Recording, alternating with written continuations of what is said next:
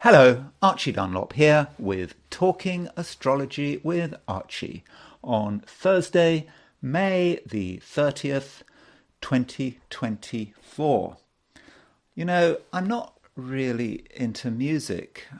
I don't really have a sense of rhythm, and I don't really enjoy music. I'm not the kind of person that can just sort of relax, listen to music, and just think about nothing else. No, I'm just not that kind of person. And it is a problem, I suppose. When I was young, I did try to, when I was 8, I think I tried to learn a recorder. I was hopeless at it. I think when I was in my early 20s, very early 20s, I think I tried to learn the guitar, but no, I couldn't do it. I did actually try quite hard, but I just don't have any sense of rhythm. I can't do it. Don't have an ear for music. Still, when I was young, I did go to a few concerts. I suppose it's all about, I won't say peer pressure, but that's what people were doing. I didn't have a choice. In fact, I can count the number of concerts I went to on the fingers of one hand. I remember the first concert I went to. 1979, I went to see Led Zeppelin at Nebworth. I mean, it was an interesting experience. But I hardly knew who Led Zeppelin was at the time. I know that my friends were into it, so I remember that. Then I don't think I went to anything in 1980. 1981, I went to see Pink Floyd, The Wall in Earl's Court. Now that I did enjoy. That was actually quite a performance. Then I was hitchhiking through France on the way to Morocco, and I was going through Grenoble, and Peter Tosh was playing in Grenoble, and I got to see him. Then, 1982, I think, I went to Wembley to see the Rolling Stones. That's what everyone else was doing, so I went along. And I think it was 1983 or 4. I think it was 4. I'm not sure. That was the worst concert I went to see. The worst concert of the 5 I went to see. I went to some free concerts. I saw Hawkwind at Stonehenge. I think I might have seen Hawkwind at Stonehenge a couple of times. And I suppose, that was quite amusing as far as it goes. It's all part of the atmosphere. But anyway, the worst concert I went to, the concert that I can certainly say that I least enjoyed of all the concerts those few concerts I've ever been to, also the last concert, was seeing Bob Dylan. That was really bad. I was, for some reason, in a quite an analytical frame of mind. I was actually in a super analytical frame of mind. I went there on my own. I don't know why I wanted to go there, but I went there anyway. And I just couldn't understand it. I remember just analysing people. I was looking more at the people watching Bob Dylan, playing, why? How can they possibly be sitting there enjoying themselves? Obviously, they were enjoying themselves, no doubt about it, but I just couldn't understand it. I was just being analytical. It seemed that the noise of him was drowned out by his backing band, and it was a thoroughly awful experience. And no, I haven't really been to a concert since. I think that was 83 or 84. Now, I am going to talk about Bob Dylan, though, today.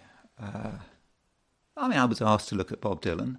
The thing about Bob Dylan is I've been looking at a lot at Algol recently, and he does have Uranus on Algol, and so that is something to consider. And I will be looking at his chart, and I also want to have a quick look at Kennedy's chart. But one thing I can't get away from is the fact that it's my birthday today. And I'm going to be 62. No, I'm not going to be 62. I am 62. I can't do anything about that. And because it's my birthday, I thought I would have a look at my chart. Now, I know you're not interested in my chart. My chart is of no interest at all because I'm not famous, but it perhaps illustrates a few issues. I can even raise the question about why do I have a problem with music? Can I see this from my chart? I actually think I can. And so that is something I do want to talk about.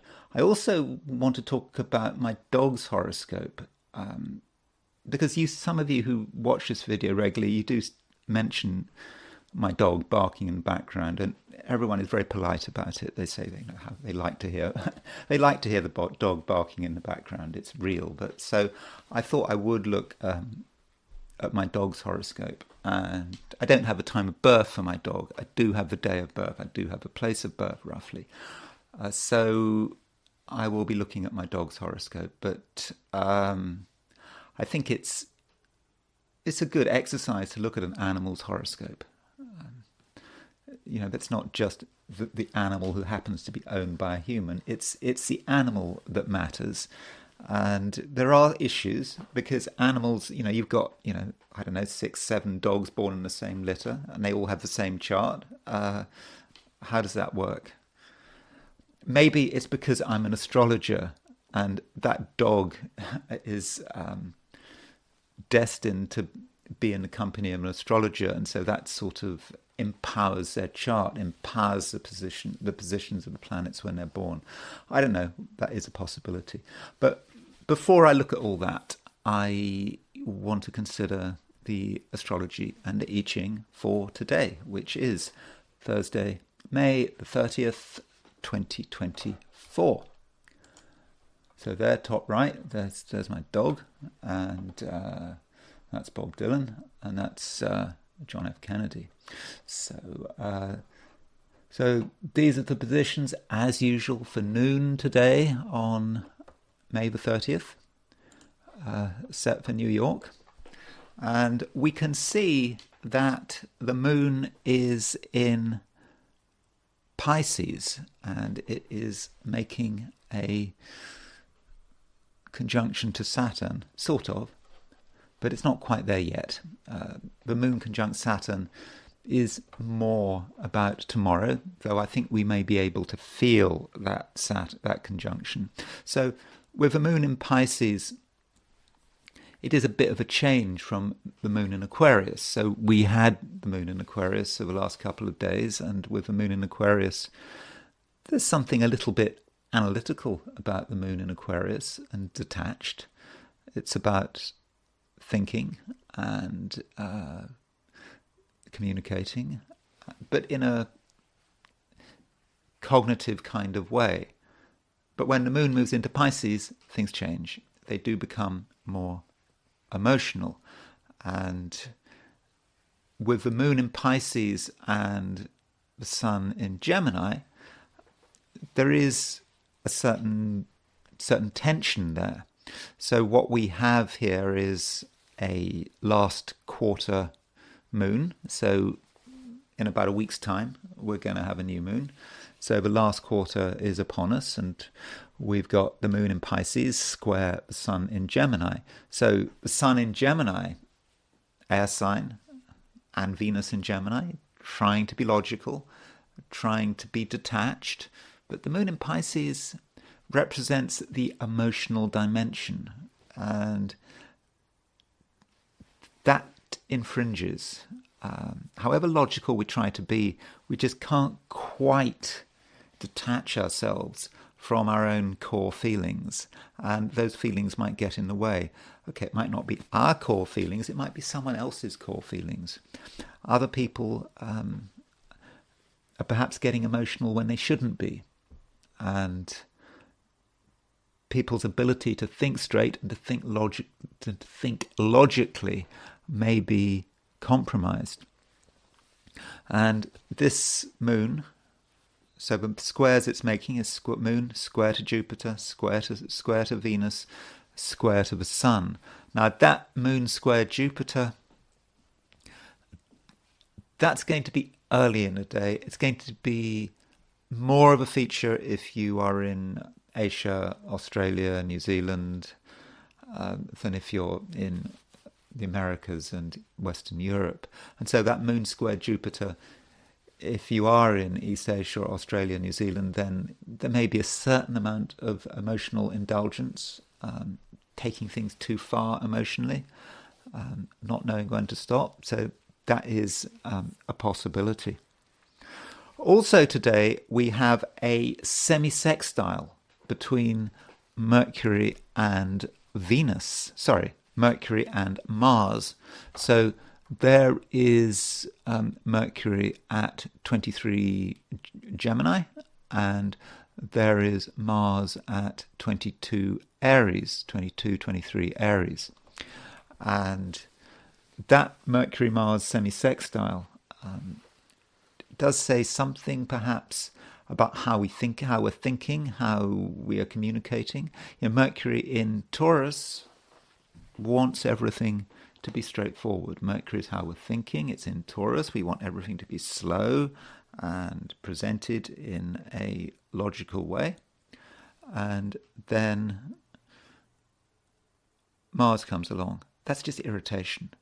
However hard we try to make things logical and clear, things happen which disrupt us, and that can be annoying. But we do have to look at it also from Mars's point of view. Mars in Aries wants action, wants to do stuff. But Mercury in Taurus is about saying, no, you can't do that because of this and that and that, and take it slowly, and Mars doesn't want to take it slowly. Now, this Mercury semi-sextile Mars is not like a square or like an opposition. It's not like a massive conflict between these two planets. Somehow, these two planets, which are in signs following from each other, this is why semi-sextile is a bad aspect, all things being equal. It's because planets which are next to each other are very different from one another, usually. And so Aries and Taurus are very different signs. And so there's poor Mars wanting to take action, but Mercury is saying, no, you've got to take things a bit slowly, a bit more slowly for that. And you've somehow got to bring these two energies together if you want to be really successful about it. So Mars has to take into account the caution of Mercury. Mercury has to take into account the impatience of Mars. Now, there are a few midpoints I want to consider. The Sun is semi square the Jupiter-Saturn midpoint. And okay, it's not a big deal, Sun semi-square with Jupiter-Saturn midpoint, but it is the Sun. Sun is an important planet. Okay, I understand it's a star, but it is quite an important star. It's our star. It's an important planet. I just saying that technically it is a star, not a planet, but I call it a planet out of convenience. So it is an important planet. And the pair Jupiter-Saturn is about the business cycle. It's about the economy. It's about society. Remember, Jupiter and Saturn are the rulers of time, the chronocrators, and so they refer to the cycles we have to live through down here on Earth, which are often economic cycles. And with the Sun semi-square, the Jupiter-Saturn midpoint, I think many of us are going to be concerned about the economy and what's going on in society, whether society is in decline, what's going on in your community and how it is impacted by wider societal trends. So I think that is certainly something to consider. Also, I notice that Mars is aspecting the Pluto node midpoint. So there is, where's Pluto gone? There's Pluto, there's a node. So the Pluto node midpoint is going to be approximately 6 Sagittarius. And so Mars is making a sesquiquadrate to the Pluto node midpoint. And Pluto node midpoint is about the tragedies going on out there. For example, a lot of people are concerned about what's happening in Gaza, that there's been a huge amount of people have just been killed. close to Rafah, where the Israelis have bombed something, and I think a lot of people are really worried about that and concerned about that. And that might be how some people are feeling that Mars on the Pluto node midpoint. I'm not, by the way, expressing any political opinion here. I'm just pointing it out. But it may be about something else going on in the world with that Mars aspecting the Pluto node midpoint. And it may just be about the world in general. It's just a time when it's clear that a lot of people in the world are suffering. And as Eberton says, the Pluto node pair is about the tragic destiny of a large group of people. And so Mars is causing anger about that, and it may be actually creating events which actually intensify the tragedy of a large group of people. I should also point out that Jupiter is on the Sun-Mercury midpoint. You can see that actually. There's Jupiter. You can see that Jupiter is about 8 or 9 degrees away from the Sun, and Jupiter is 8 or 9 degrees away from Mercury. So Jupiter on the Sun-Mercury midpoint. I think that Jupiter on the Sun-Mercury midpoint is quite fortunate. Sun-Mercury is about how we communicate who we are, our fundamental being, our fundamental selfhood. We put Jupiter on the Sun-Mercury midpoint, so that could be effective and successful communication. So if we have a chance, we should make the most of it. Turning to the heliocentric picture, this time I actually prepared myself. I did look at the heliocentric chart beforehand, and there's not a great deal going on, to be honest. So here it is. As far as I can see, there aren't any close major aspects. Okay, the Earth is still opposition Venus, or rather Venus is moving to an opposition of the Earth, and as I've already said, there may be a certain uncomfortableness about certain people. Certain people are just not on our wavelength, and we may even feel that some people are cramping our style and are just preventing us from expressing ourselves in the way we would like. That's the first point to make about this chart. Second point is Saturn and Neptune. Now, you might not think that Saturn and Neptune are in aspect. Okay, you could say there's a conjunction between them because they're both in Pisces from a sidereal, from a heliocentric perspective. But if you actually look, they are actually 15 degrees apart. So Saturn, Neptune, heliocentrically are 15 degrees apart. So that is if a semi-sextile is 30 degrees apart, then 15 degrees is a semi-semi-sextile. And that is going to be 1/24th of the circle. Now, these micro aspects, we tend to ignore them, but maybe that micro aspect is important. It is Saturn, it is Neptune, it is these two outer planets. And so Saturn and Neptune can be about fear, and Saturn is trying to create structure. Neptune is about things dissolving, things disintegrating, and we're trying to keep it together, but we're trying to transcend at the same time, and we're a bit worried about how it's going. And so with that Saturn Neptune making that 15-degree aspect heliocentrically, there may be a sense of uncertainty in the world. People trying to create structure, but it's fundamentally almost impossible.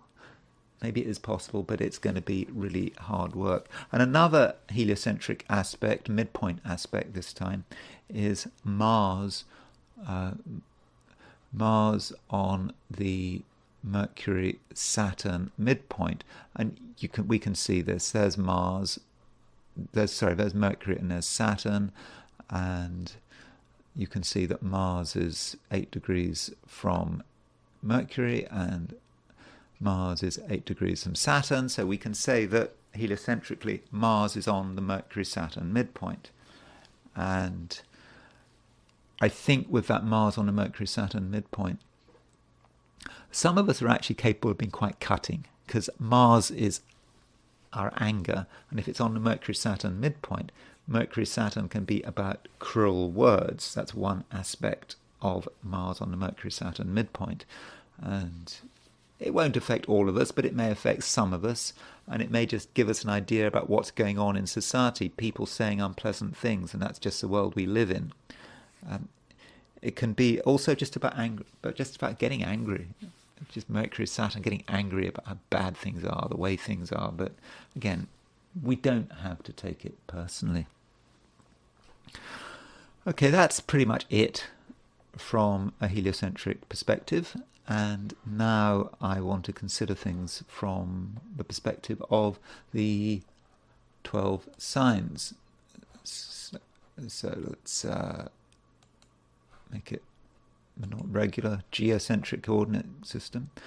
So these are my forecasts for today, which is Thursday, May the 30th, 2024, for the 12 signs. Aries, you are feeling a little bit annoyed, I think. There are certainly things you want to do, but you're also very aware that there are things getting in your way. And just these little things, it's like buzzing insects. You know, you're trying to do something and you've got these buzzing insects and it just makes you angry. And part of those buzzing insects could be the fact that Mercury is in Taurus, because we've got Mars, which is your ruler in Aries, making 30-degree aspect to Mercury.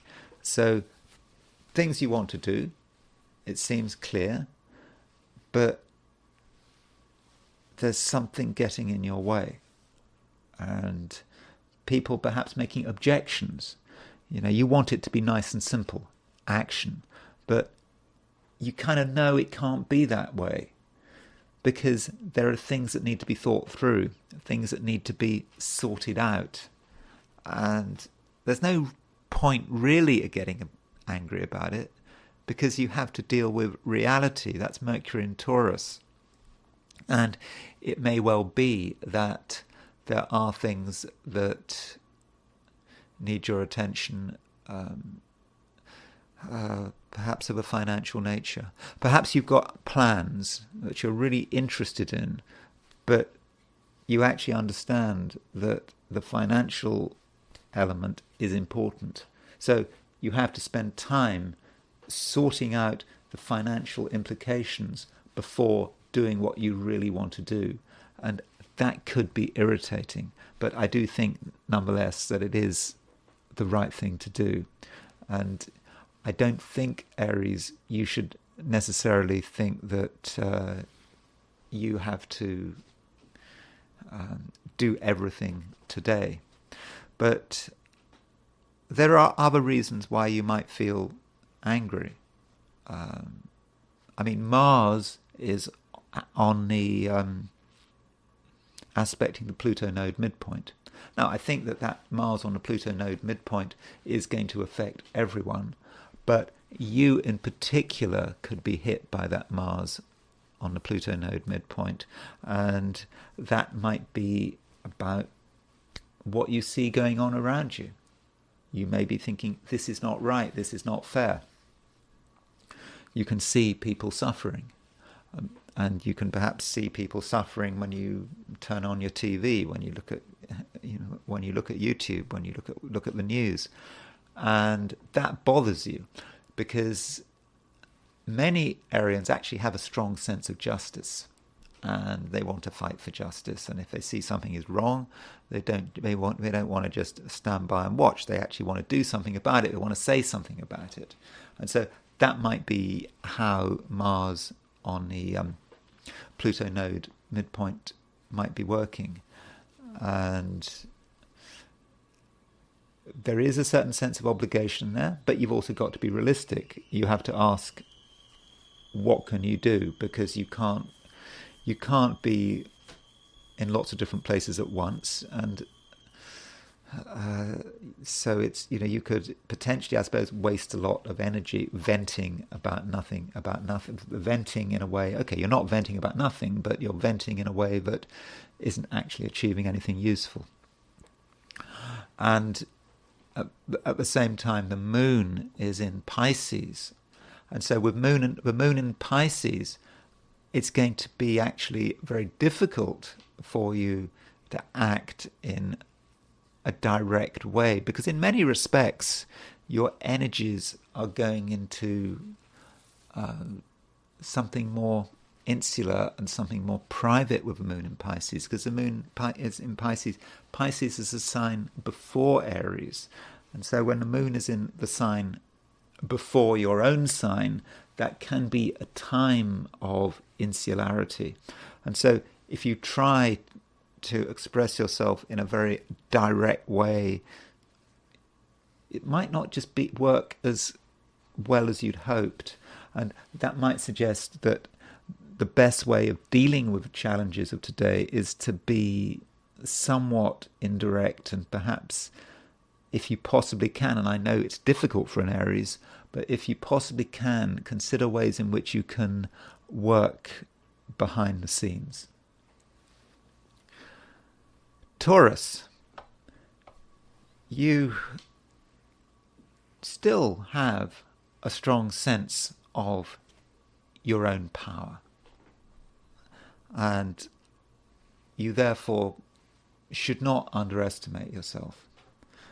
There are things you can do today, and I think, as I mentioned yesterday, you should have a clear sense of your own authority, because in many ways you do have authority, and I think that people will listen to you, and if you tell people that something is wrong, then I think they'll say, yeah, you're right. Now, there is a danger that you could misuse your sense of authority, because if people are ready to trust you and take the view that you know what you're talking about, then they're likely to listen to you without really analysing it. So, Taurus, do make sure that you're sure of your facts. That is important.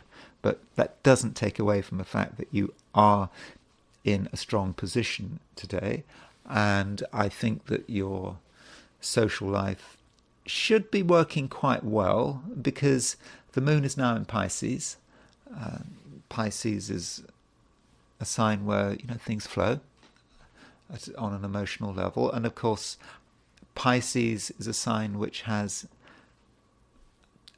sort of a natural affinity with Taurus. Taurus and Pisces are two signs apart.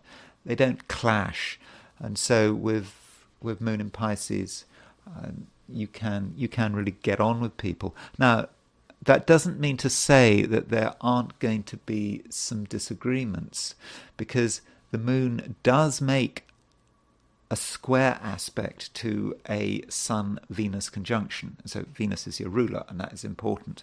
And so with that square aspect, if you are with people, while it is true that in general you're going to get on okay with them, there could be a sense of clash, a sense of disagreement, and how can you get on with people and how can you disagree with them at the same time? You might regard that as being a bit of a conflict, or me just contradicting myself.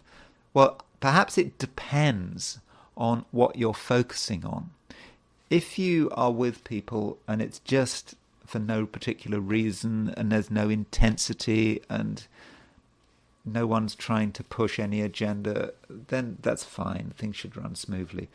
But as soon as people try to be manipulative, whether it's you trying to be manipulative or someone else tries to be manipulative, or as soon as people start talking about their problems and what they'd like the world to look like, that's where the problems start.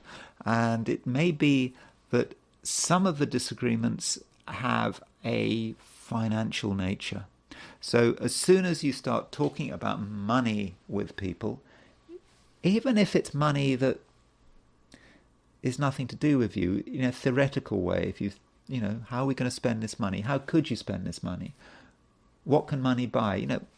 Whatever the discussion is, when it turns to money or even, the economy, that's where the arguments start. So in a general sense, Taurus, perhaps you should steer clear of financial issues today, unless, of course, it's really important. Now, if it is important, then sure, sometimes you've got to say what's on your mind, and if there's an argument about it, well, nothing can be done because you have to bring it out into the open. So yes, if you don't mind having an argument about money and you feel that now is the time to talk about money, then I would have said just go ahead. But overall, if you can put money to one side, then I think today should be fine. But are you going to be able to put money to one side?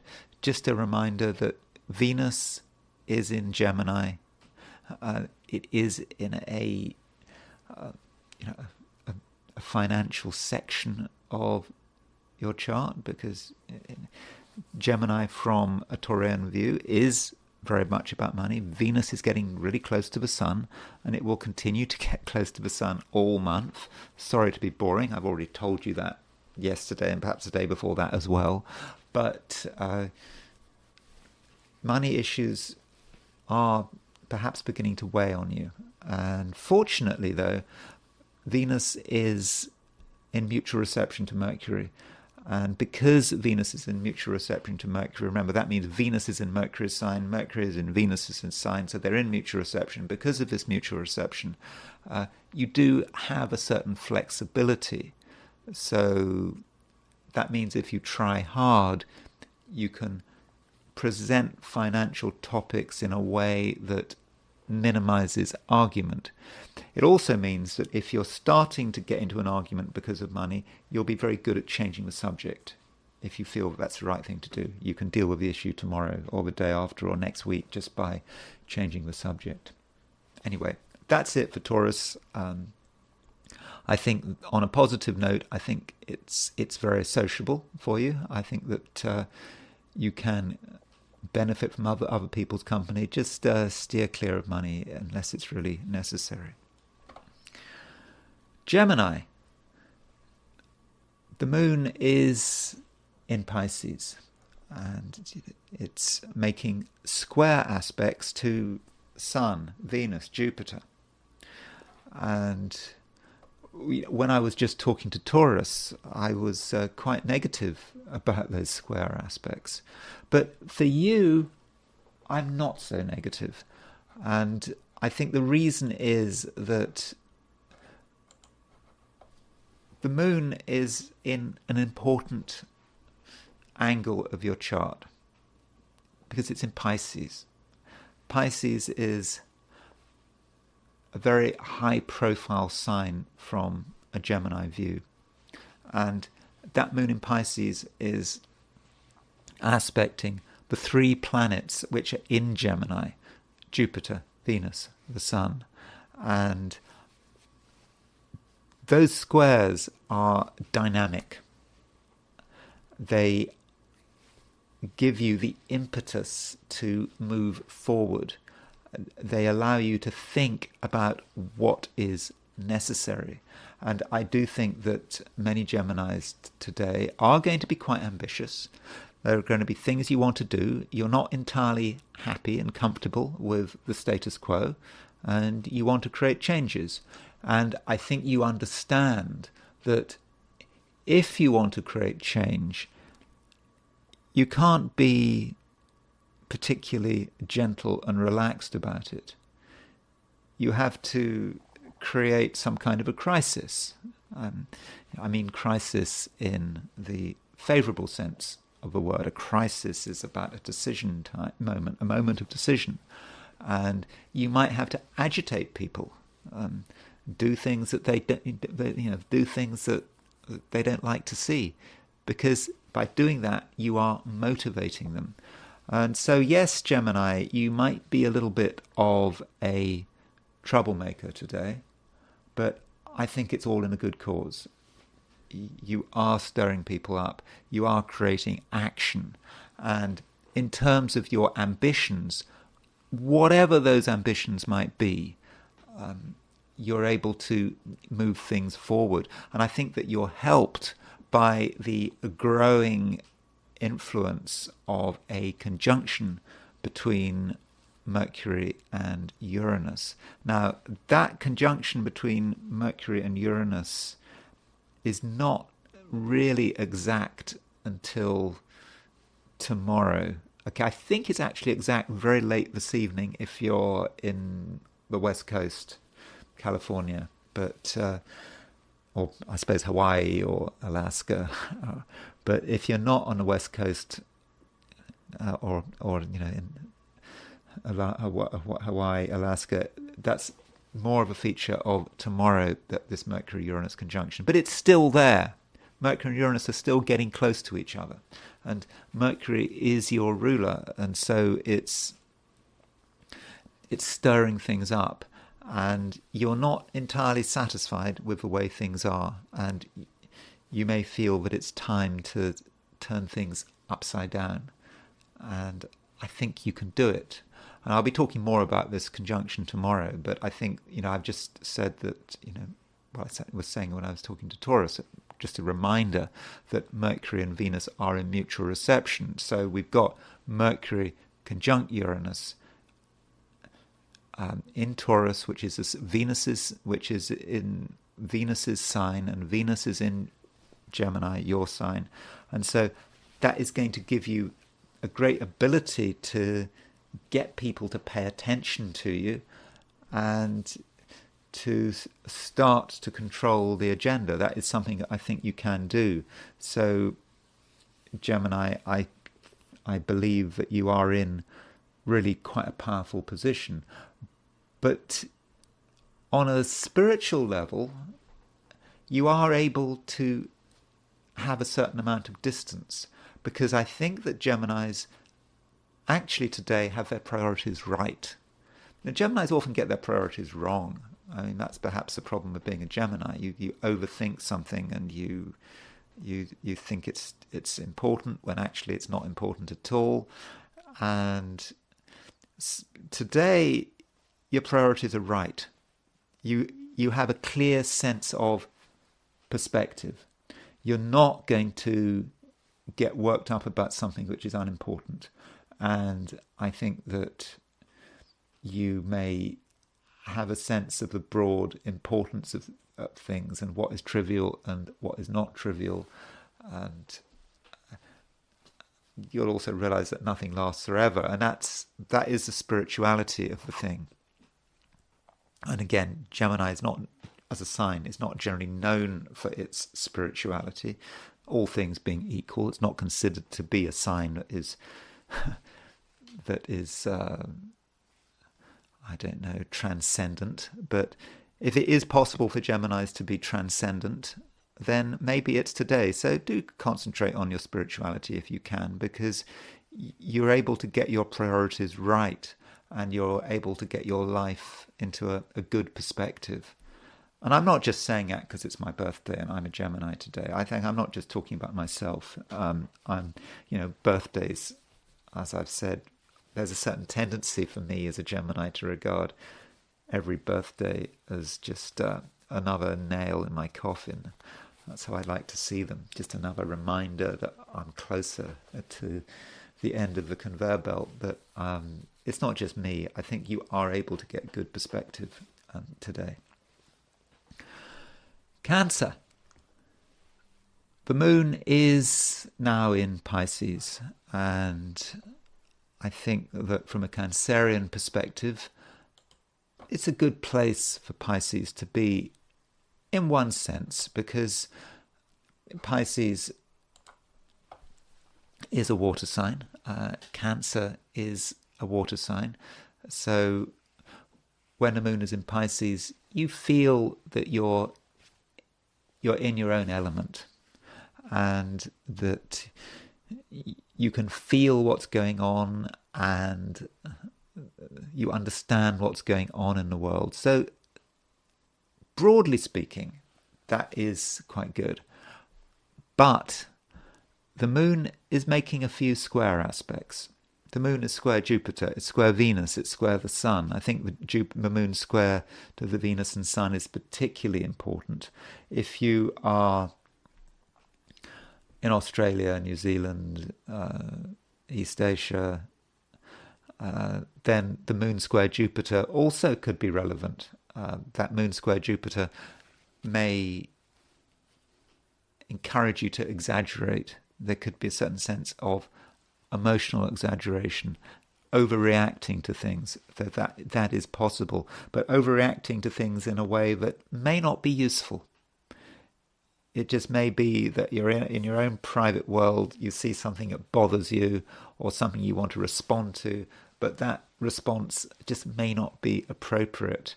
And if you're not in East Asia, or if you're in, for example, the Americas, then I think what's going to be more relevant is going to be the fact that the moon is going to be square the Sun-Venus conjunction.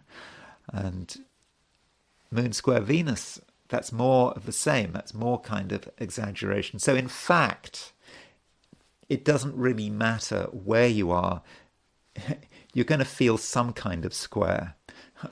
The Australian Cancerians, it's moon square Jupiter. The American Cancerians, or the West European Cancerians, it's going to be more moon square Venus, moon square the sun. But it may be a bit difficult to differentiate between moon square Jupiter and moon square Venus. So maybe wherever you are, it's just going to be this certain sense of exaggeration and responding to things in an inappropriate way. And it's because the moon is in Pisces. That's nice. That is the fact that you are emotionally aware. You know what's going on. You can feel what's going on, but you perhaps feel what's going on too much, and something crosses your emotional radar, and you just feel you have to respond to it, and that might not be healthy. You should just let it pass, and you shouldn't respond to your feelings in the sort of the material world. I mean, for example, if you have a sudden inclination to spend money because of something you feel, that should be avoided. And that could happen because the moon is square Venus. So moon square Venus can be about indulgence. It can be about emotional indulgence. Just going too far with your own feelings, and it's just they're going nowhere. They're not being useful. So a bit of emotional discipline could be very important.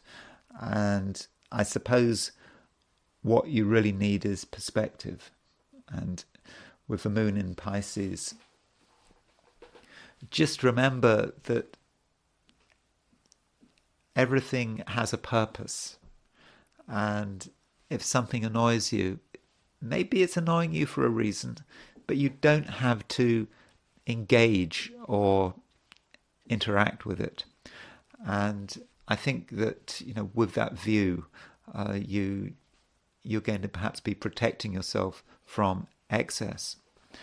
And at the same time, it's probably a good idea not to listen too hard to any one person. Firstly, because that one person could make you annoyed. If you really listen to someone and you really work out what they're trying to say, you might be tempted to argue. And I think that would be a bad thing. That situation is most likely to be important if you are working today or doing something connected with your own ambitions. You have a clear idea about what you're supposed to be doing, but there is a danger you get into an argument. You have a disagreement, and your choices are: you could avoid the argument. You could just not get into any situation where you have to have heated discussions with anyone, or you could try your hardest to be reasonable and to listen to what another person is saying. I think if you're very patient and very tolerant, you can learn from what someone is saying, even if you strongly disagree with them. But you're going to have to show a certain amount of discipline in order for the situation not to escalate. But just get a perspective with that moon in Pisces. Moon in Pisces, Pisces is the sea. Flow with the sea. You don't have to stay in one place. You can go with the tide.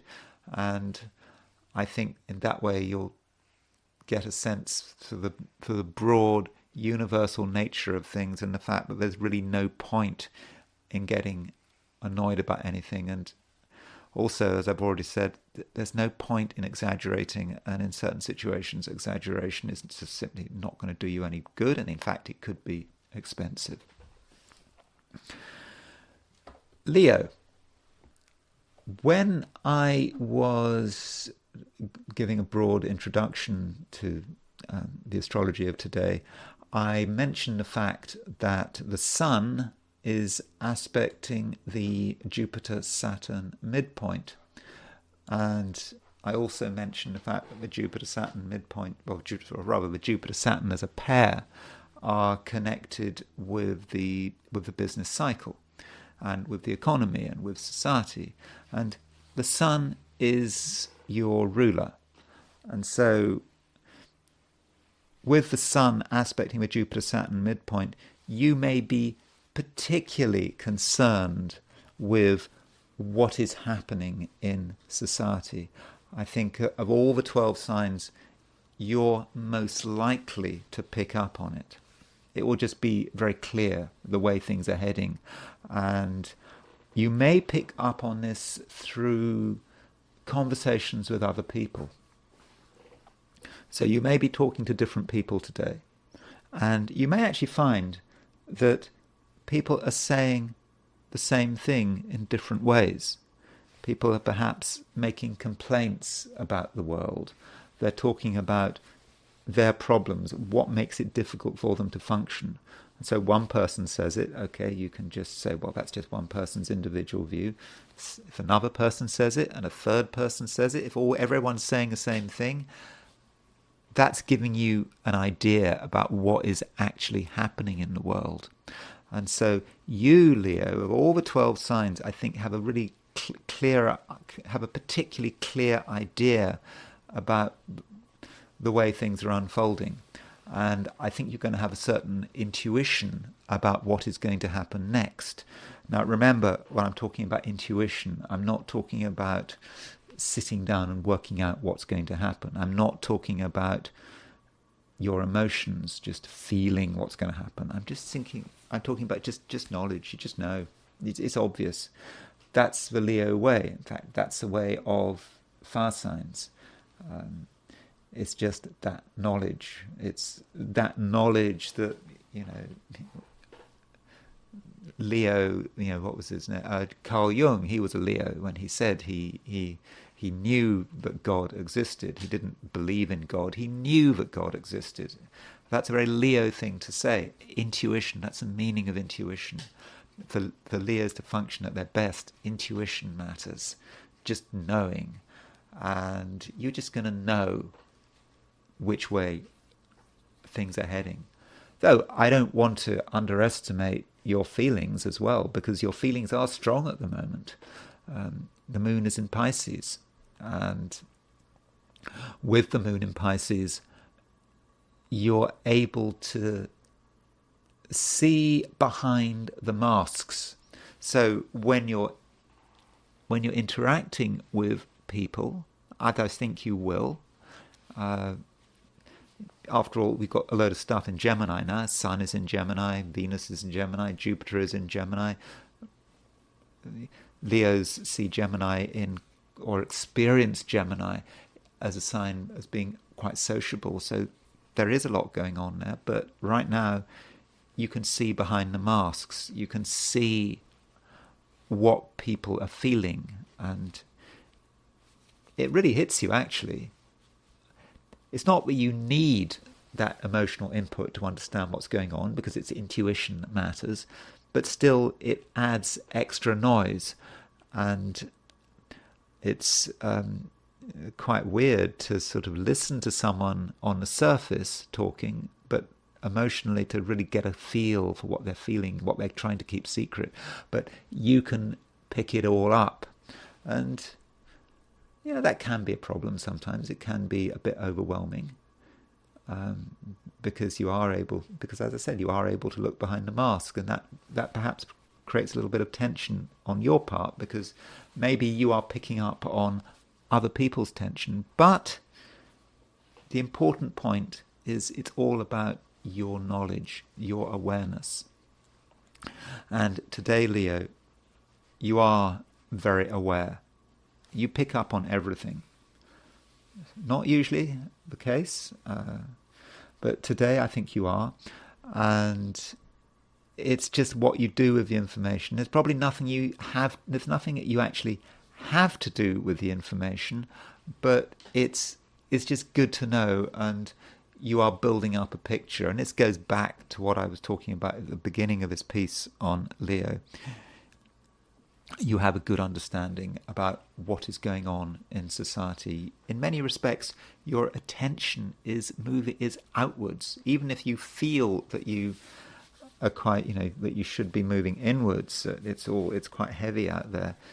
Still, you can't help it. Your attention is out there.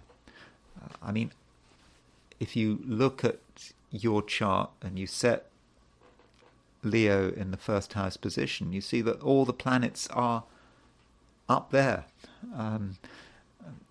They are, I won't say above the horizon, but they are at the top of the chart. And because they're at the top of the chart, that's where your focus is. And you are picking up a lot of information. And I think you can benefit from it, but you don't need to be in a hurry to benefit from it. Right now, you need to take it slowly and to just build up an inner picture before deciding what you're going to do next. Virgo. Mercury is now getting pretty close to Uranus. Now, that conjunction aspect between Mercury and Uranus doesn't take place until tomorrow. Okay, it could take place very late this evening if you're in California or Hawaii or Alaska or Oregon or British Columbia. But for most of us, that Mercury-Uranus conjunction doesn't really take place until tomorrow. But you're still very much feeling it. You can feel how close it is, and Mercury is your ruler, so when it's conjunct Uranus, there can be a sense that something has to happen, and you're feeling it. There's a certain impatience. You're in a mood where you are just not quite happy with the way things are, but you don't want to exaggerate. You are being stirred up, and you're feeling that something has to give sooner or later. And I think you're right on that score, but I don't think you need to be in a hurry today to make things happen. It's still perhaps a time to be absorbing what is going on around you. You also have to take into account the fact that the moon is in Pisces now. Pisces is Virgo's opposite sign. So with moon in Pisces, you're quite sensitive, and I think you're quite sensitive to other people, and you're aware that at least on an emotional level, what other people do and don't do does have an impact on you.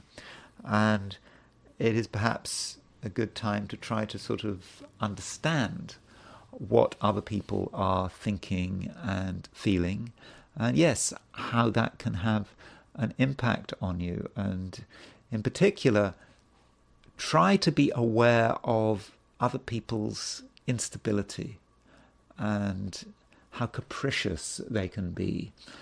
This is because the moon is making square aspects today to Jupiter, Venus, and the Sun. So Jupiter, Venus and the Sun, those three planets are in Gemini. And Gemini is a high-profile sign for a Virgo. It does represent the things you want to do. It represents your ambitions for the future. And because the moon is making a square to Sun, Venus, Jupiter, other people's actions and reactions are going to have an impact on your ambitions, or at least you may even believe they're going to have an impact. And I think in the first instance you might regard it as being a negative impact. You know, how can you trust people? People are unstable. People change their mind. They move from one thing to another. Just as you think everything's working, it doesn't work. People change their plans, and that bothers you. And so in order to deal with the situation, I think that you need to understand the problem. If you just took the view that people can just be ignored, we'll put them to one side, you're going to be a lone operator, I don't think that's going to work, because people are still going to be there. It would be better if you actually tried to understand what was going on, trying to understand what makes people tick. And because if you can understand what makes people tick, then I think that you'd be in a better position. So do be open-minded, and in that way you can get to grips with what other people are thinking and feeling. Still, there are going to be times, I think, where you could be quite annoyed. That is because Mercury is semi-sextile Mars. So Mercury is you in Taurus.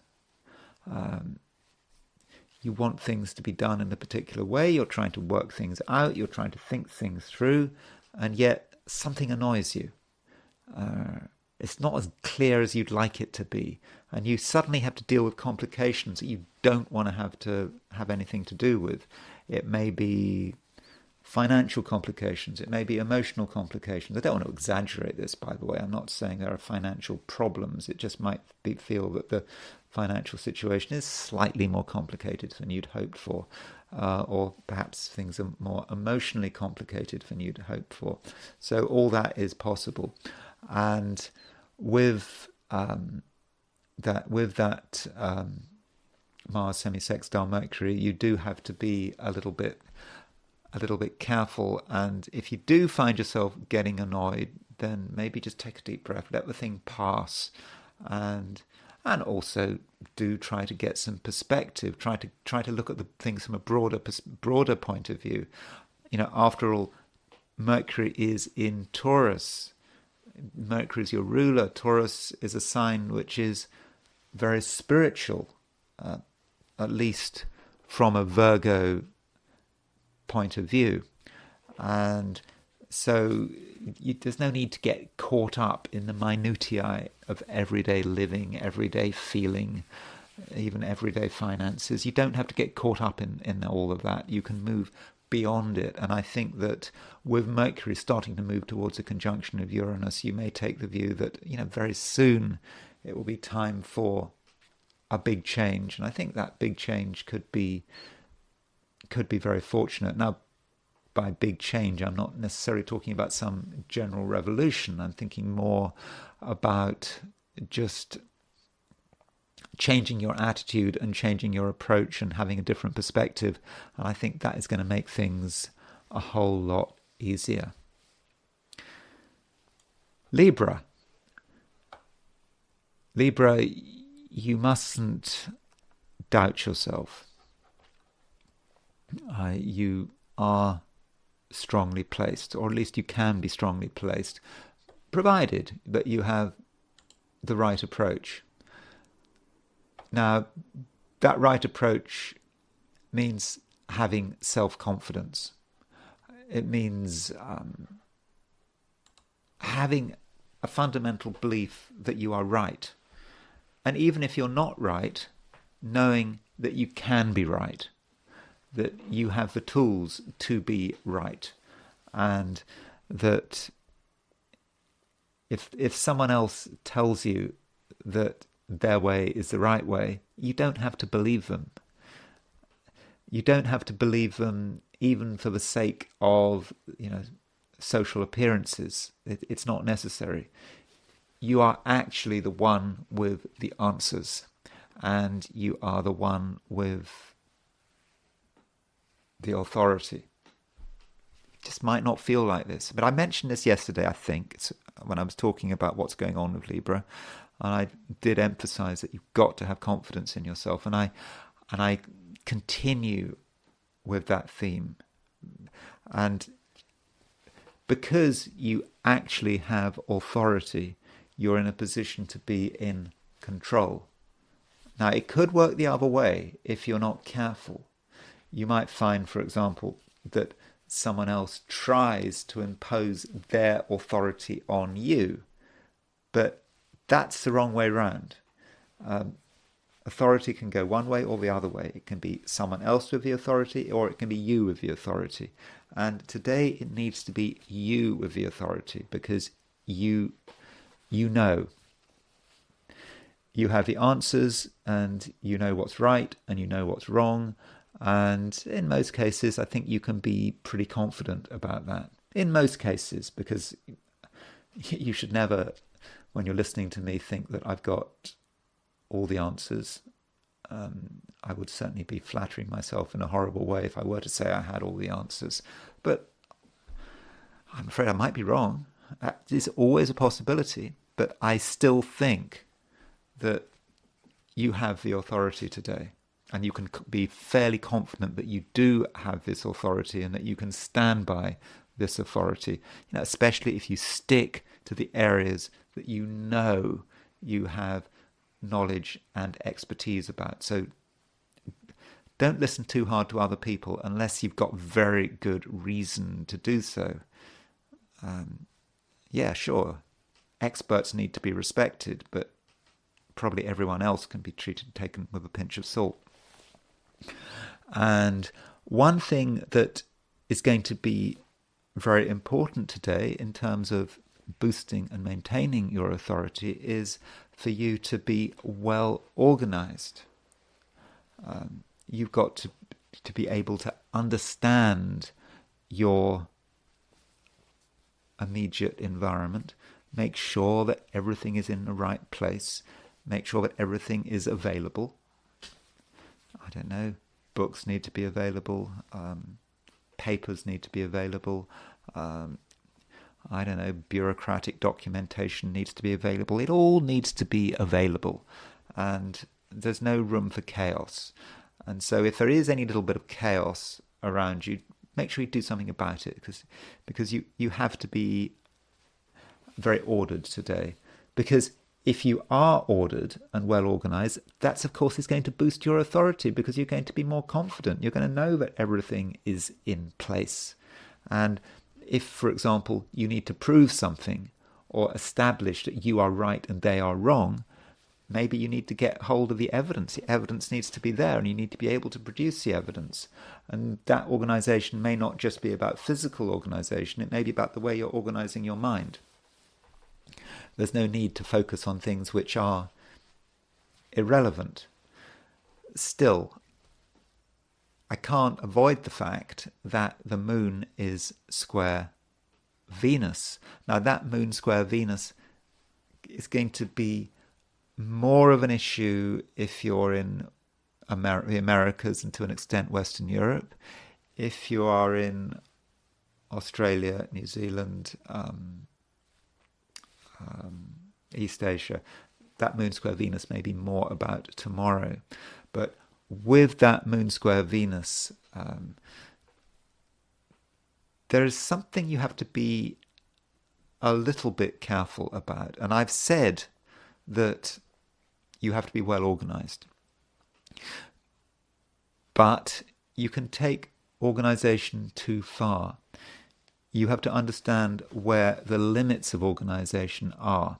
And you don't want to be in a situation where you are overwhelmed with small details that you're trying to sort out. And if you take things too far, you may not be able to make clear decisions. So you need information, but you don't need too much information. And you need to have an environment which you understand and which is not emotionally complicated. If it becomes emotionally complicated, if there's too much emotion flying around, then that's going to undermine you. It might even undermine how you feel. And in that sense, Libra, today it's just going to be very important that you keep it simple, but not too simple. You've got to get that balance right. That's always an issue with Libra, getting a balance right. Making sure that you've got enough available for you to properly function, for you to establish and maintain your authority, but not so much that you are overwhelmed. Now, one word about relationships. It is possible that some of the people around you are maybe talking too much, maybe arguing too much. They may just have a certain tension to them, which you pick up on. And it may be making your life a little bit confusing. And certain people are, I think, under those circumstances, going to be more trouble than they are worth. Yes, you could say, well, you've got people who are trying to sort out their own problems and issues, and you want to be there for them. But I don't think today you necessarily want to be there for them, because it just might get too complicated. Maybe you can be there for them tomorrow or the day after even. In fact, day after would be even better. So that is something to bear in mind. Scorpio, you want things to happen. You want to do stuff. You have been wanting to do stuff for a long time, and you may feel that you're in a bit of a hurry to do stuff. But it may not be entirely easy. And one problem might be that there are sort of irritations. Having to think about things that you don't really want to think about. And you then have to think, where is the source of this aggravation? And I think the source of some of your aggravation may be other people. Other people could be a bit of a problem today. Maybe you feel that other people are talking too much. They have their priorities wrong and are raising issues that you don't really want to deal with. You know, you've decided what you want to do, and having to then try to take into account what someone else wants to do is just something you don't want to do. It's just not of any interest. So the question is, how do you deal with this issue? I understand, Scorpio, that you are quite independent-minded. You've made a decision about how you want to go through today. But I think there may be situations where you do have to listen to outside opinions. Even if you strongly disagree with what you're hearing, even if you don't like the person who is giving you their opinions, even if you think this person doesn't really know what they're doing, know what they're talking about, still it is worth listening. You have to be patient, you have to be tolerant. You might hear something you need to hear, and what you hear could have a bearing on what you do and what decisions you're making, because you may, left to your own devices, be engaged in a course of action which is not entirely wise. It may be mainly wise, and overall, you do seem to be going in the right direction. I'm fairly confident about that. But there's certain fine-tuning to consider. And some of your fine-tuning is not right, it's not working. And if you were to continue on this path without making any adjustments, you may quickly run into problems. But if you get some advice today, even if it's advice you don't want to hear, then I think it could be well worth it. Okay, that advice may not be just talking to someone. It could be your own research. You could advise yourself. So if you have any doubts about what you're doing, the slightest of doubts, check it. Look it up on the internet. Just confirm that you've got the figures right, that you've got your facts right. Because by doing that, I think that you could be saving yourself a lot of trouble. Now, another thing I'd like to point out is that Mars is on the Pluto node midpoint. And I talked about this Mars being on the Pluto node midpoint when I was talking to Aries, because obviously Aries has Mars as its ruler, and you, Scorpio, have Mars as your ruler. So if you want to understand how a sign is working, you should really try to understand the structure of its ruler. And so with Mars on the Pluto North Node midpoint, there are going to be things that annoy you. You feel that some things are bad and it's not right. And that Pluto Node midpoint, it can be about other people's suffering. It can be about suffering of a large group of people. It could be about some inevitable destiny of a large group of people that perhaps can't be stopped, perhaps there's nothing that can be done about it, but still it does bother you. And it may not be about something that's happening on the other side of the world. It could be something happening in your own community, and you can see it, and you can see that something is unfair, and that does bother you. Unfairness always bothers Scorpios. The Scorpios put a high premium on justice and people being treated properly. At least most Scorpios. I mean, every Scorpio. There's always some Scorpios who perhaps aren't bothered by that. I mean, I suppose even Charles Manson had a certain sense of injustice, but I think he was just paranoid. I mean, Charles Manson's sense of injustice. Well, I think that was very personal. People being unfair to him, but I don't want to. I shouldn't be talking about Charles Manson. But yeah, there is this sense of injustice that Scorpios have, and you can see that it is an unfair world. And I think, Scorpio, that there is a sense that you can do something about it, but you need to be realistic here. There are limits to what you can do, and what you don't want to do, Scorpio, is just get angry about something just for the sake of it. And you have to understand, there's only so much you can do. But on a more positive note, just a reminder, the moon is now moving through Pisces, and Pisces is a water sign. Obviously, Scorpios is a water sign. Generally, when the moon moves through Pisces, you're feeling sort of quite comfortable, because it's an environment where you can feel what's going on. Your feelings are strong, and you're also very imaginative at the moment, and that imagination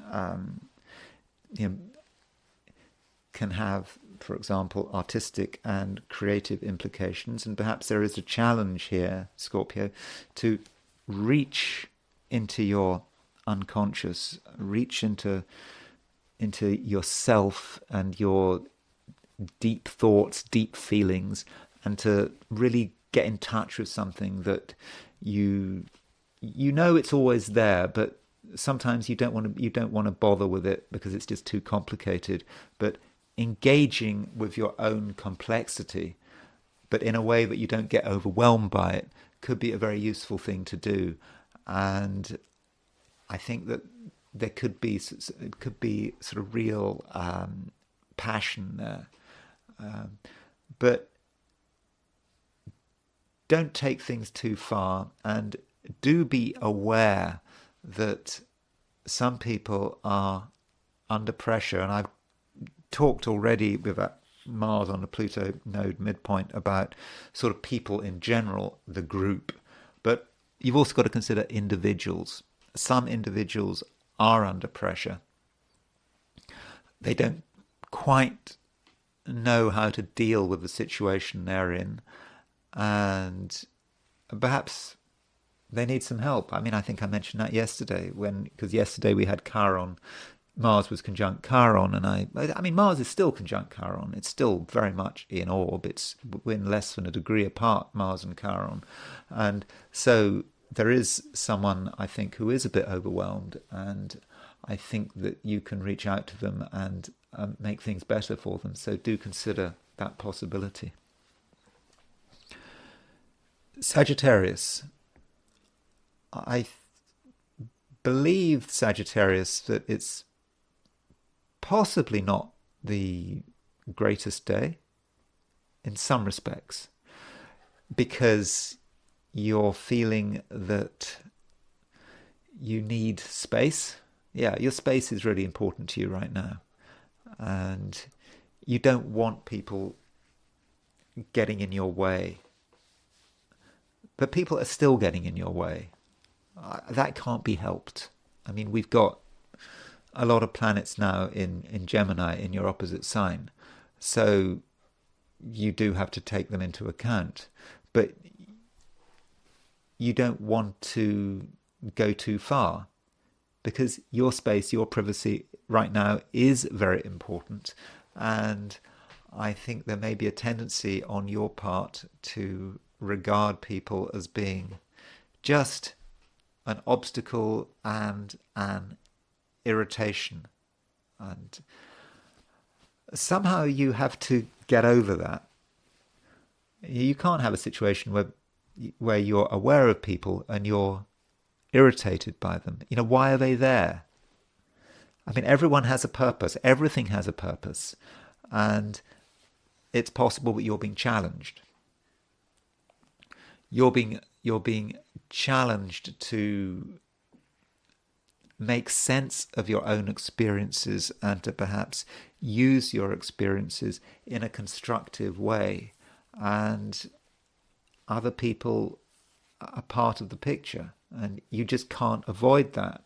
And you just remember, Jupiter is now in Gemini. Jupiter is your ruler.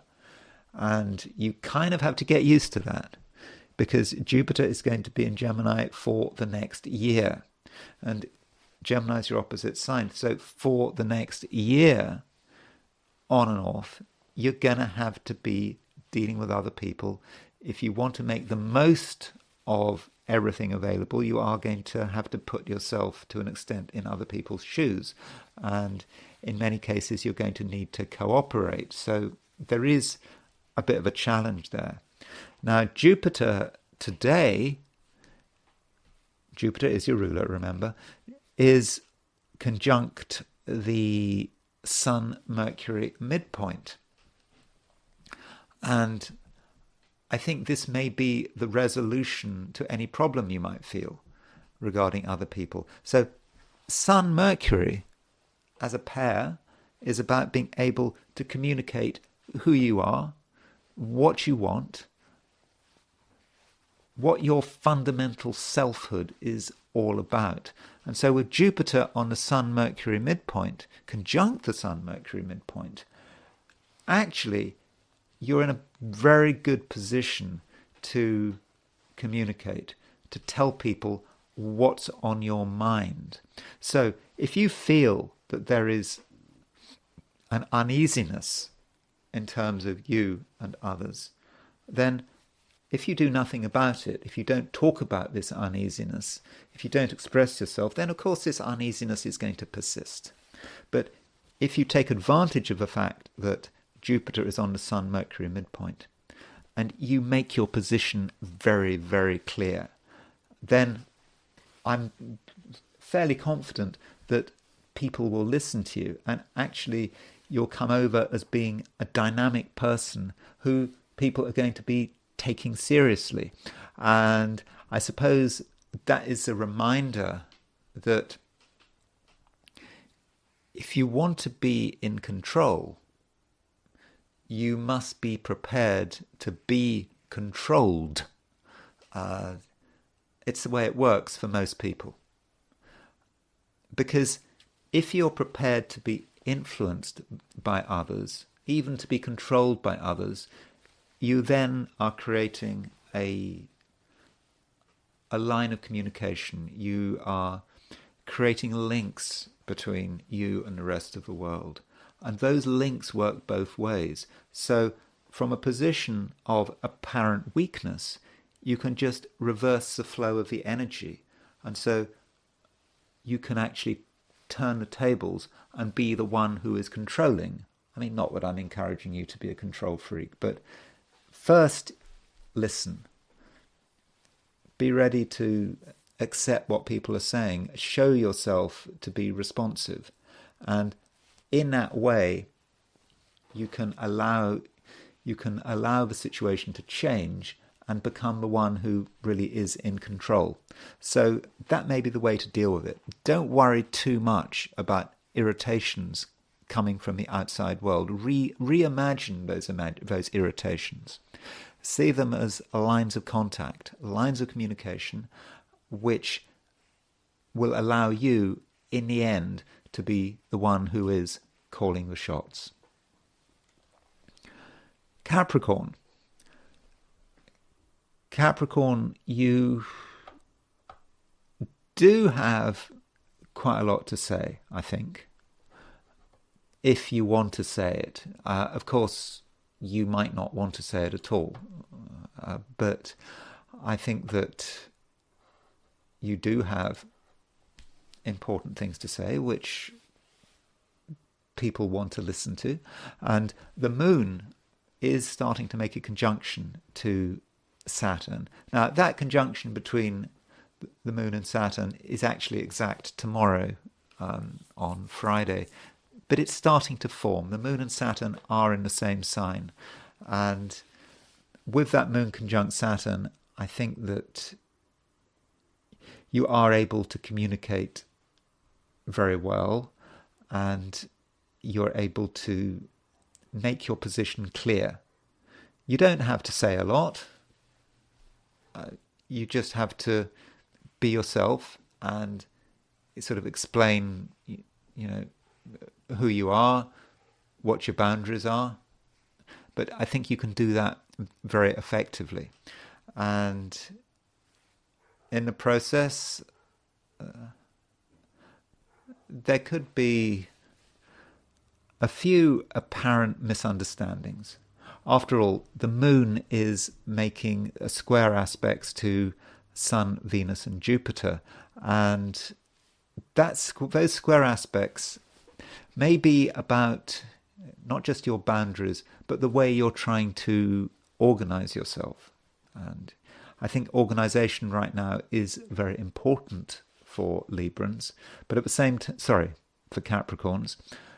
Organization is very important for Capricorns, but you're also aware of how outside circumstances can wreck your organization.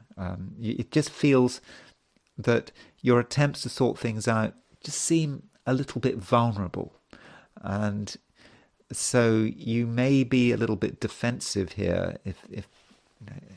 If you give people too much control, you might think they're going to just upset everything. But I wouldn't worry about it too much. In fact, Capricorn, you possibly can benefit by bringing in a little bit of chaos into your life. Perhaps things are just a little bit too well organized right now. And you know they're too well organized. And you perhaps need to stress test things. Why don't you find out how well things really are organized? by bringing people into your life, seeing how they respond to who you are and what you're trying to achieve. And if your attempts to create good order are disrupted, that's something you need to know. It may be that the stress test hasn't worked, and or at least the stress test has worked, but it's giving you new information about how you're trying to get things in order. Because ideally, you want to be resilient. You want to be in a situation where you can handle whatever's going on around you. So if you haven't got it absolutely right, then the sooner you know about that, the better. And from a heliocentric perspective, Saturn is 15 degrees from Neptune. Now you might think, well, 15 degrees, so what? What does 15 degrees mean? 15 degrees is 1/24th of the circle. Heliocentrically, this aspect does exist, Saturn, Neptune. So Saturn is you, and Neptune represents the chaos out there. And that brings me back to this concept of how well organized are you? You don't want to be totally organized, because if you're totally organized, then you have no way of dealing with the challenge, with challenges that come from nowhere. And I think that Saturn being 15 degrees from Neptune is going to create a bit of fear, yes, because Saturn-Neptune as a pair does indicate fear, but it also could give you some awareness about what you need to protect yourself from future instability.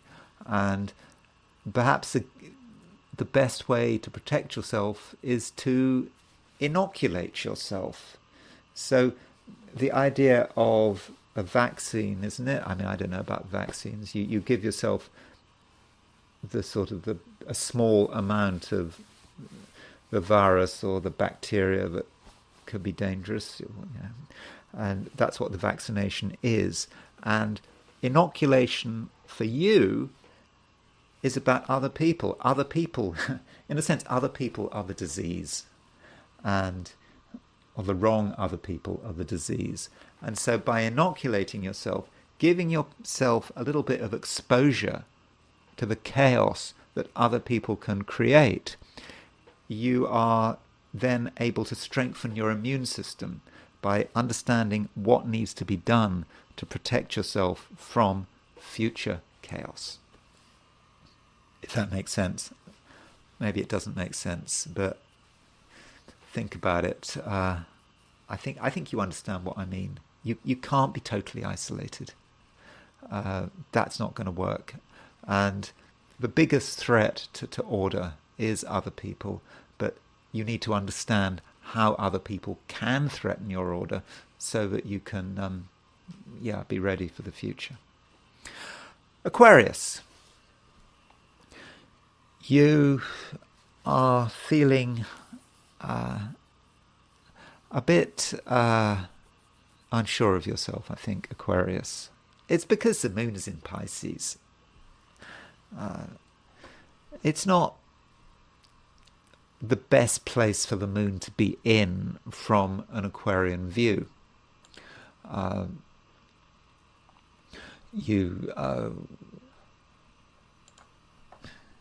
You just feel that there are things that you have to deal with that you don't really want to deal with, and you may feel also that practical considerations are interfering with your creative priorities. There are things you want to do, there are things you're excited about, and you want to get going on them as soon as possible. But there are now things you're supposed to worry about that you don't really want to worry about, that you have to worry about, and I think that's something you find rather annoying. But I wouldn't worry about it too much, because there are things that you need to take into account. It's not just that the moon is in Pisces, it's that Saturn is in Pisces as well. and Saturn is your ruler. And so with the moon making a conjunction to Saturn, now that conjunction between the moon and Saturn will happen tomorrow. It does not happen today. But with that moon conjunct Saturn, it's in the same sign. So I think you're starting to pick up on this conjunction between the moon and Saturn. With this conjunction on the moon and Saturn, I think that you're aware that money can't be ignored. It is an issue, and it is starting to occur to you that some of the things you enjoy doing are expensive. Or perhaps some of the things you enjoy doing, you'd like to be doing more of, will be expensive. So the question is, how do you deal with this issue? You know, there are things that are really important to you, but you've got to live in the real world financially. And so you have to work out how best to work that out, how best to deal with the financial challenges that are coming up. And I think it's just important to just recognize that if something really matters to you, if something is just an important part of your fundamental self-expression, it shouldn't cost you anything. If something has to be bought or paid for, then maybe it's not real. And while this is going on, I think it matters that you're able to interact with the world out there. It is a time when Aquarians can form new links, new connections, whether it's in the sort of physical world, whether it's on social media, the internet. You can form new connections with people, and in the process, people are just going to gravitate towards you, because I think you're going to come over as being serious, as someone who people are going to trust, and that may link with some of your creative aspirations. Perhaps what you really need in order to be truly creative is not to spend money, but maybe to interact with the right kinds of people who will support your creativity, who will give you the encouragement that you need. And so don't doubt yourself, especially as we've got, from a heliocentric view, Saturn is semi-sextile Neptune. Saturn is 15 degrees away from Neptune. So there are things that you are worried about, I think. That Saturn square Neptune, that there are some things that are undefined, and they seem dangerous.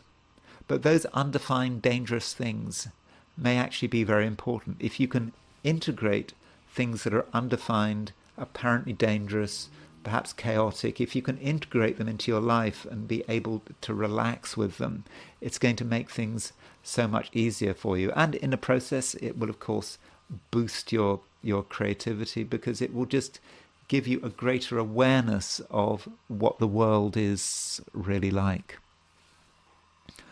Pisces. Moon is now well and truly in your sign. And so with the moon in Pisces, you feel that you're in the right place, that you're finally getting things together. But the moon, while it is in Pisces, is making square aspects to Jupiter, Venus, and the Sun. Now, those square aspects, as far as I can see, are about things close to home. Things that might be not just close to home, but might also be boringly close to home. Things that are familiar, same old issues that have always been cropping up, and perhaps in the past these same old issues have been able to somehow slow you down. There have always been things you wanted to do, but you haven't been able to do them because, these things keep cropping up. But I think today, Pisces, it's maybe important that you're able to stand up and face them. I think that is something you can do.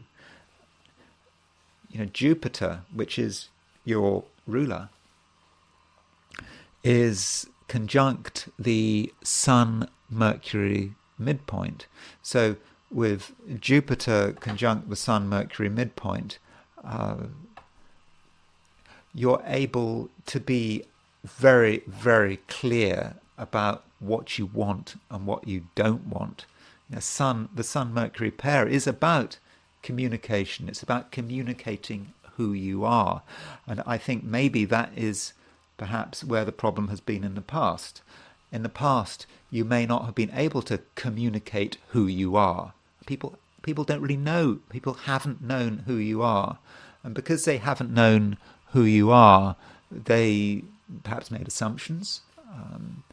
They thought, oh, well, we don't really know what you want. Well, so we'll do this. You're not complaining, so that's fine. So they haven't really appreciated that. But if you actually stand up and say who you are, what you want, what you don't want, then you could be really amazed with the response.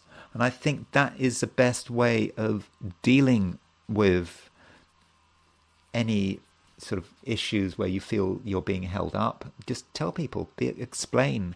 And that communication, that powerful communication, it may just start at home. It may be about telling your family who you are and what you want. Maybe you haven't really told them before. Or telling people you know really well who you are and what you want. And I think once you get into the swing of things, you'll be able to get your message across very powerfully. And actually, that could change everything. Remembering that Jupiter, which is your ruler, is not just on the Sun-Mercury midpoint, it's also starting to make a trine to Pluto. And that trine to Pluto is, I think, very fortunate. Okay, that trine is not exact today, but you're starting to feel it, and it allows you to improve yourself by making yourself clear. And I think people will get the message, and we could see some kind of favourable transformation as a result of this. And those are my forecasts for the 12 signs. And I now want to consider today from a perspective of the I Ching. So I asked the question, what is Thursday going to be like for those watching the I Ching segment of this video? And the first hexagram I got was hexagram 13 with others. I've had this hexagram before quite recently. Remember, in the Wilhelm translation, this hexagram is titled Fellowship with Men, but I kind of wanted to avoid the gendered link connotations with men, when really it's with other people. I think is the real meaning of it. And so 13 with others, saying, today is about other people, and it's about trying to achieve our aims with other people's help. We don't necessarily have to be friends with them. It's just enough to have some common goal which we're all moving towards. And it's just important to be organized and to perhaps concentrate on something where there is a universal concern. So if a group of people have a concern, then they can rally round and try to sort it out. I mean, for example, close to where I live, near Olympia, there is this city called, Tumwater. And there is this oak which is 400 years old, and the mayor of Tumwater has decided that this oak should be cut down, and there's nothing wrong with this oak. Well, there might be something wrong with this oak, but a branch fell off last year, and the mayor of Tumwater wants to cut this oak down. And people are coming together to try to protect this oak. It's 400 years old. People have known about it all their lives. People's families who come to this part of the world, past that oak potentially. So it's a major historical importance. So these people are coming together, and they're trying to save this oak. Now, these people might have disagreements about how they're going to do it, but there should be this common purpose. That would be an example of 13 with others. So it's about people coming together to try to sort out a common problem. And there is a moving line here. This top line moves, and this top line is giving us some more information about it. And there is an indication here that we have a common goal with other people, but we don't, as I said, we don't necessarily have much connection with them. But that doesn't matter. It's a common goal that matters, though there is a possibility of some kind of conflict, in the sense that maybe people are coming together because they are preparing for a conflict, that it's not going to be straightforward, that there's a battle coming up. I mean, I don't mean a physical battle, but where people get killed and wounded. I'm talking about sort of just a battle between competing forces. And so people are coming round, and perhaps the battle lines are being formed. And because we've got a moving line, this does move. And with others, it changes to hexagram 49. So in the end, we have 49, which is revolution. Yes, there has to be a revolution. The old way of doing things cannot persist, and I think we perhaps are starting to realize that. And every social structure has its limits. And just remember, with a revolution, the I Ching is a Confucian oracle. It's not into revolution just for the sake of it. It's because you actually have a revolution because you want to keep society going. Because if society becomes rotten, then everything will fold in on itself. So you need a revolution every now and then to remove the stuff that is rotten and to move things on. So that revolution is something we need to contemplate. And going back to the previous hexagram, with others, perhaps with others, we need to work out what needs to be changed. Not just changed, but I think transformed. Revolution does mean out with the old, in with the new. But even if other people are not relevant to you, just listening to this, on your own, you don't have other people, doesn't seem relevant to you, then it may be about that inner revolution. It's just something that is not quite right, that's perhaps got rotten. We've been doing it for too long, and it needs to change. And that is the opportunity there is the opportunity there to create this change. Now, am I just talking about today? I was asked this question, do my I Ching readings only cover one day?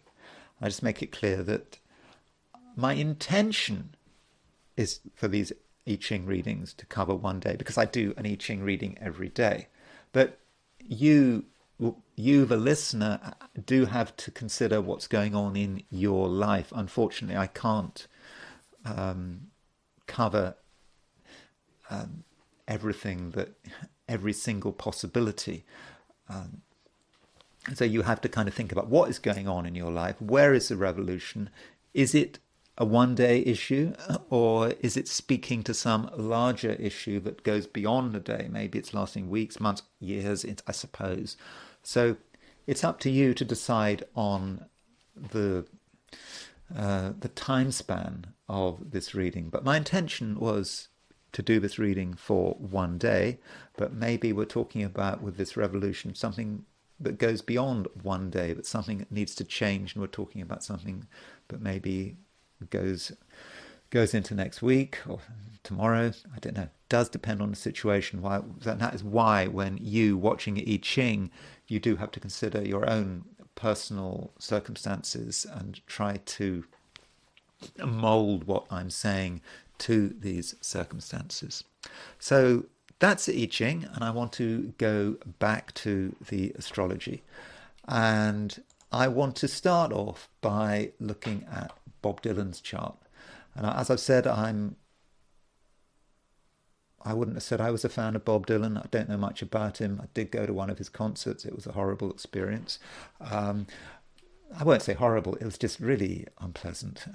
And I was bored out of my mind. And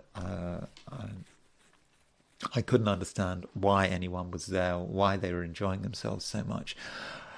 But still, I will now look at his chart. So we do have a time birth for Bob Dylan, and the chart for Bob Dylan is, here it is. That's his chart. At least that's the chart I have on that came with this astrology program. I should have actually checked astro.com just to make sure the astrology program didn't got it wrong, but I think that's right. And there we see that Bob Dylan has Uranus on Algol. And how do we see Uranus on Algol? I mean, Uranus was on Algol a lot in the early 40s. So what makes it personal to him? So I would have said, if you are someone like Bob Dylan, who is a super successful performer, who I suppose was associated with the protest movement in the early 60s. Some of his songs became anthems for protest and for change. He may be picking up on something with Uranus conjunct Algol, and perhaps what was, remember Algol, the Medusa, head of the demon, the second brightest star in the constellation of Perseus. It's a demon's head that Perseus is holding up. And so that Algol is perhaps all the unpleasantness in society that he was picking up on. And, he was born at a very unpleasant time. He was born as Nazi Germany was preparing its invasion of Russia. He was born in the year of Pearl Harbor. He was born, from an American point of view, at the beginning of a major conflict. And so perhaps he's picking up on that with his with that Uranus conjunct Algol. And that Uranus is conjunct Jupiter. Jupiter-Uranus conjunction. Again, a lot of people born in the 40s had a Jupiter-Uranus conjunction, but he was able to personalize it.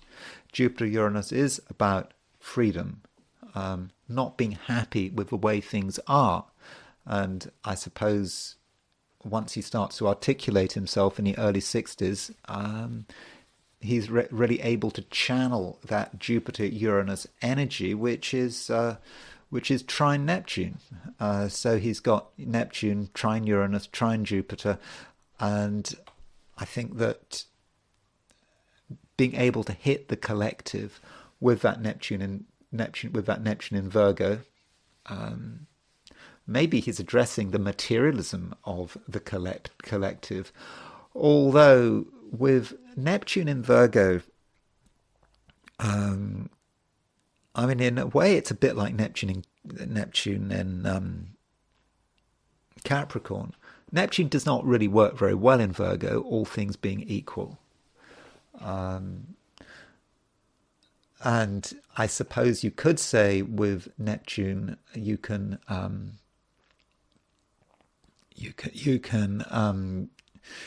transcend, can you? But in Virgo is focusing too much on detail. And that may actually relate to the USA chart, but I'll come on to that in a moment. And he has Earth, Sun square Mars. Sun square Mars as a person can be quite defensive. I mean, the Sun square Mars are these personal planets which both male, very focused on themselves. So Sun square Mars may mean that in some level he's quite a difficult person. He does things his way, and he's that's the way he is. And Mars in Pisces is how he is expressing himself. It's in Pisces, and I suppose Pisces, that does give him a certain amount of sensitivity to what's going on around him. Mars in Pisces is his only planet in a water sign. He does have to be able to feel his way around that. Now, Bob Dylan was successful in the United States in the first instance. Obviously, he went to other places, but America is where it all started to happen for him. So it's always a good idea to consider, how does Bob Dylan relate to the United States?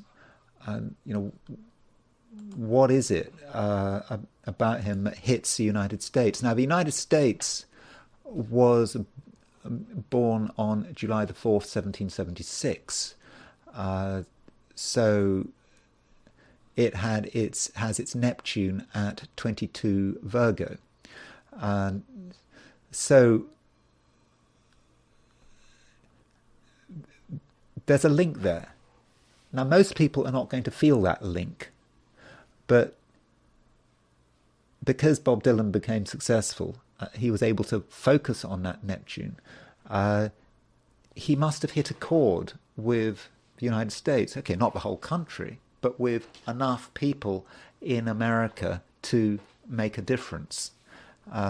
So enough people in that country with the Neptune in Virgo picked up on Bob Dylan's Neptune in Virgo, or rather Bob Dylan's Neptune in Virgo was picking up on an aspect of the country of his birth, and I think that would have certainly helped him be successful. Further, Bob Dylan has his Venus at 1259 Gemini, and so his Venus, assuming we've got the birth Declaration of Independence's birth time correct, is his Venus is right on the United States' descendant. So he's picking up on an aspect of his country, and I suppose that descendant, and when you think that he started to become famous during the Vietnam War, and the Vietnam War was very much about America's descendant, its foreign wars, America's paranoias, and so his Venus, and I suppose his Venus is about money, it's about relationships, it's also about the musician. And so perhaps his Venus in Gemini was able to play to that descendant, in that 12 Gemini descendant of the United States, and he was able to hit a chord there, quite literally, with his Venus on the United States' descendant. And really, that's all I want to say about Bob Dylan. I said, I'm not particularly interested in him. Yeah, I did go to one of his concerts. I didn't really enjoy it. And so I think I've said all I think I can say about it. Now, what I wanted to do now is I wanted to very quickly return to Kennedy's chart. And yesterday was his 107th birthday. And there was one thing, just one small thing that I didn't cover with Kennedy's chart, and that was his converse transit when he was assassinated. So he was assassinated when he was 46. So with normal, regular transits, you look to see what was happening on November the 22nd. So there's November the 22nd. So you basically take all of the positions of the planets at November the 22nd, and then you compare them with his natal chart. So, for example, when he was assassinated, Uranus was at 9 degrees 49 Virgo, so it was fairly close to the square of his sun at around 8 Gemini. So that's a standard transit. But there is this thing called converse transits. So converse transits is when you go the other way. So if he was assassinated when he was, approximately 46 and a half years old, you go back 46 and a half years before he was born, because time goes both ways. I looked at his converse solar return, but I didn't actually look at his converse transits. The reason being I had calculated them, but I had so many things open that I couldn't actually find them in a timely fashion.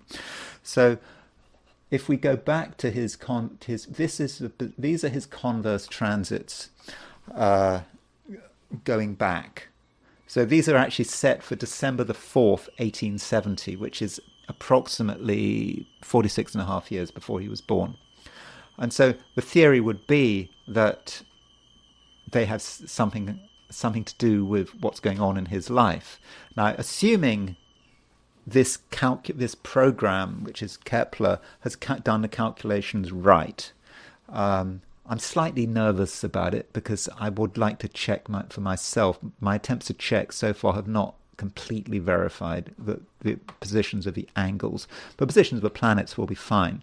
But if you actually take this moment and you set it for Dallas, it would appear that if you take the exact amount of time going forward, you move it backwards, forward to his assassination, and then you move it backwards, then you take that exact amount of time and then you cast a chart, you set it for Dallas where he was assassinated, you find that Pluto is rising and that Uranus is exactly on the IC, which of course completely fits an assassination.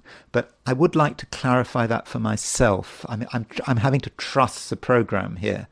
I'm assuming the program has got it right, but my calculations by hand or with the help of another piece of software was about an hour difference. So I do need to check on that. But assuming the program is right, then you've got Pluto rising, you've got Uranus exactly on the IC.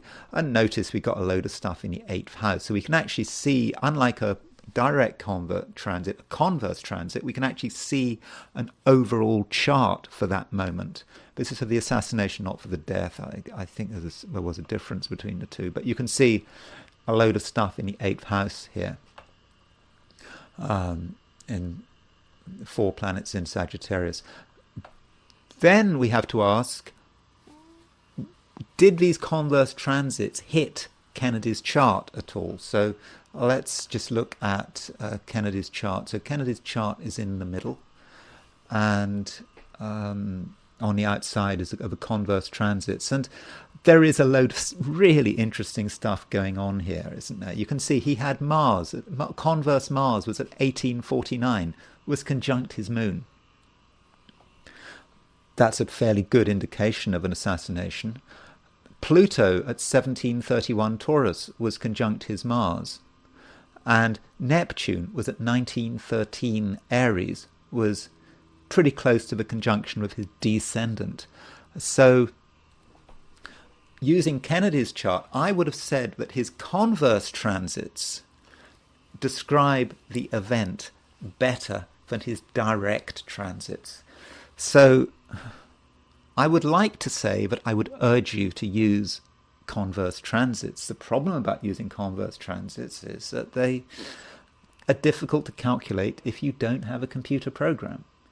And you can, if you've got an ephemeris, you can work it out. If you've got a little piece of software, like I use a statistical program, it's called R, and you can work out the date roughly, but it's a bit of a pain, and it is easier if you have commercially available software. Unfortunately, this program costs $300 or I don't know more. I don't know quite how much, something like that, but. I suppose people do spend money on all sorts of different things. So if you are doing astrology regularly and you want to do converse transits, I'm afraid you may need to do it, if you want to do it regularly, you may need to buy the software. But I must emphasize, you can do it yourself. It's not quite as difficult as it sounds. And people were using converse transits before the advent of the personal computer. So if you're really keen and you want to have a look, you can do it. So don't feel that lack of the software need to hold you up. But I do think there is evidence here that Kennedy's chart is the transits, the converse ones, actually work better than the direct ones. I now want to consider myself. It is my birthday, and so I suppose I'm allowed to be indulgent. People have asked, and I've looked at my chart before several times. Now, here's my chart, May the 30th, 1962, 3:35 a.m. in Redhill in England. I think it was East Surrey Hospital that I was born in. Now, one interesting point about my chart is that for a very long time I thought I was born at 3:30 a.m. And in 2017 my mother died, and I got these load of papers through the post and got all these certificates, and I don't know what was the old stuff came through the post that my sister sent. And amongst these papers was a tag from the hospital where I was born. I don't know what they did with the tag. Did they tie it to my toe? I don't know, dead bodies that get things tied to their toes. But I had this tag, and it said 3:35. And then I found out I was actually born 5 minutes later. And that is actually quite important, that 3:35. And that might sound like only 5 minutes, but 5 minutes can make a big difference. You will see for 3:35 that, I always thought my ascendant was at 2 degrees 27, not 4:54 Taurus. And if you look at my Mercury on the 3:35 time is exactly semi-square my ascendant. So that makes Mercury really important to me, because it's exactly on my ascendant. At the 2:27 ascendant, with a 3:30 time, that semi-square doesn't exist. That semi-square is not, Mercury is not semi-square my ascendant. And I think that makes a huge difference. So with Mercury semi-square ascendant, I talk too much maybe with Mercury and Gemini. So this is my chart, and I can't talk about it, every aspect of it, forever, because I will just run out of time. And this is something that I've been sort of analysing forever. And I think that what is about my chart is really important with reference to what I was talking about right at the beginning, when I was saying I'm not really into music. I don't really have a strong sense of rhythm. What in the chart makes I can't actually listen to music really, because I just get bored. My mind just stops. I just think about something else. I'm not part of the flow there, and I think I would regard that as Mars rising. Mars rising is probably the most important thing in my chart. I don't say probably, okay. There are lots of things that are important about my chart. But when you look at a chart, always look at what is angular. Angularity really matters. And that Mars is in Taurus. Mars does not work well in Taurus. It's in its detriment, because Mars rules Scorpio. So with Mars in Taurus rising, I like to see it as being a piece of grit. It's like you have a view to the world. The ascendant is our mask, and it's how we interact with the world. So if you've got Mars rising and it's in Taurus, it's like a grit. It's like something just gets in the way of the free flow between you and the rest of the world. And free flow is about, for example, me being at the Bob Dylan concert. It's just horrible. I just can't stand it. I'm looking, I'm analysing. I certainly can't get into the flow of what's going on. Me going to a concert, can I get into the flow? No. It's also about other people in general. I am absolutely terrible when it comes to small talk. I cannot do small talk. I'm really, really bad at it. And I once, when I was doing a psychology degree, there's this open university. I was doing it by distance. I did this psychology degree, and there was this exercise where we were talking about introversion and extroversion, and I had to I had to give loads of people extroversion tests. I had to find 20 subjects to do an introversion extroversion test, and I scored people's extroversion, and I did the test myself. And I actually found that in terms of extroversion and introversion, I am an off-the-scale introvert. I was far and away the most introverted person of all the people I surveyed. And I think that goes back to the Mars rising. Introversion is just not being able to respond. I can do this YouTube video is fine because I'm controlling it. I can talk about what I want to talk about, and yeah, I'm not into small talk. But I think that the Mars rising is like a piece of grit. I cannot generally just get into the flow, and of course, I'm always thinking and I'm always analysing. Maybe also that's Mercury Mercury semi-square the ascendant. Another thing that's of interest about my chart is Saturn conjunct the South Node. And Saturn conjunct the South Node, okay, a whole generation had it. I was born fairly close to Keir Starmer. Keir Starmer, the leader of Labour opposition, he has Saturn conjunct the South Node. Chris Christie, the former governor of New Jersey, he was born in 1962. He has Saturn conjunct the South Node. So I suppose we all experience Saturn conjunct the South Node in different ways. My Saturn conjunct the South Node is quite close, and I actually see it in terms of reputation. South Node is about reputation, and maybe you could argue that this is my astrology. Maybe there's something disreputable about what I'm doing in terms of my career, in terms of my astrology. And I'll tell you, I have tried, I made a decision to get into astrology in my early 20s. I've tried on numerous occasions to give up astrology, and I've always failed. I've succeeded for short periods, but it's never really worked. It's just been tough. It's always come back to me, and I somehow think that yes, it may be my destiny to be an astrologer, but where is the destiny for me to be an astrologer? I don't know if it's Saturn conjunct South Node. I wouldn't have said so. Although, as I pointed out, there is this Venus conjunct Cancer is kind of annoying. I've got Venus rising. It completely contradicts Mars rising. I mean, having Venus conjunct Cancer, Venus in Cancer on my IC, I see Venus and Cancer as can be maudling sentimentality. Now, I may not come over as being maudlingly sentimental, and I'm very ashamed of maudling sentimentality, but I can be maudlingly sentimental, but I don't want anyone to see it. I'm very private about that. But there is a certain sentimentality to me that you don't see, but it's definitely there.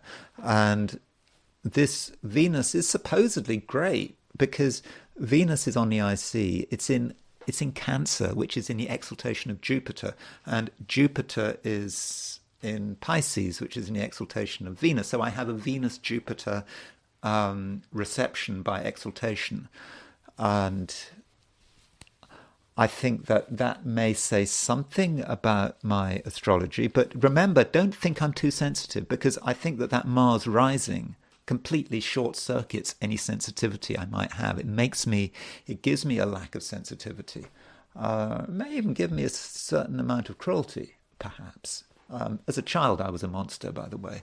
But then I suppose that's Moon in Aries. Moon in Aries is in a male chart is about what you're like when you're younger. And so very, I would just do things without thinking about them. Really, that's Moon in Aries. But Moon in Aries transforms in a male chart. The sun becomes stronger after about the early 20s, and you become more and more Gemini. And so Venus trine Jupiter, there is a sensitivity there. It's my own kind of sensitivity. I, for example, could never be a psychotherapist. I had fantasies about being a psychotherapist for a long time. I did actually go start some training courses. Hopeless. I could not do it. I just did not have the interpersonal skills to be a psychotherapist, and the sensitivity, or a certain kind of sensitivity required to be a psychotherapist. And that may also link to the Mars rising, because I think that Mars rising causes a lot of damage there. But there's that Venus trine Jupiter and trine Neptune. Now, I've talked about my Chiron before. I have this problem with Chiron. I had this problem with Chiron because my Chiron is so close to my Jupiter. There's no difference between the two. My Chiron is at 1047 Pisces, and my Jupiter is at 1058 58 Pisces. So that meant that I had totally not used Chiron until I started doing this channel, and then people wanted me to start using Chiron, and I found myself having to use Chiron, and it's taken me quite a long time to understand what Chiron is about. Chiron is about some kind of wound, and in a previous video, I hypothesized that this wound about the Jupiter Chiron may be something about what I'm supposed to be doing. I did associate this perhaps on several occasions in my life. I've wanted to be a priest. But I don't like churches. There's rejection. I can't deal with churches, so I could never be a priest. But because I hate churches, that's not. I don't find that God exists in churches. So there's a sort of rejection there. Jupiter conjunct Chiron, because several of my ancestors, one of my grandfather and two great grandfathers were priests. So it was. So it's kind of in the family. But it could never be. And so maybe with astrology, that's the best I can do. Maybe that explains why I'm into astrology. Now, one thing as far as astrology is concerned, I've often tried to give up astrology. I got really, really close to giving up astrology in the 90s. I thought, I did a psychology degree, and I thought, okay, well, maybe I'll do a PhD in psychology. I was really close. And then in 1996, I got a job. I got a job as an astrologer. Not a job. I got a contract with a cell phone company in the UK to do their astrology, just as I was about to give up.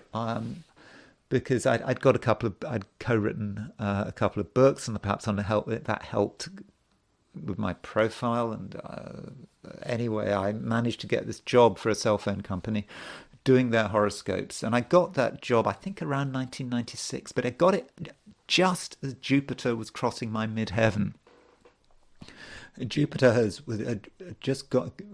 was around here in Capricorn, and so that meant I had to continue with what I was doing, and that's a reminder. But with Jupiter in Capricorn, I often say with Jupiter in Capricorn, when Jupiter crosses your midheaven, it can be about getting a job, but it can also be about losing a job.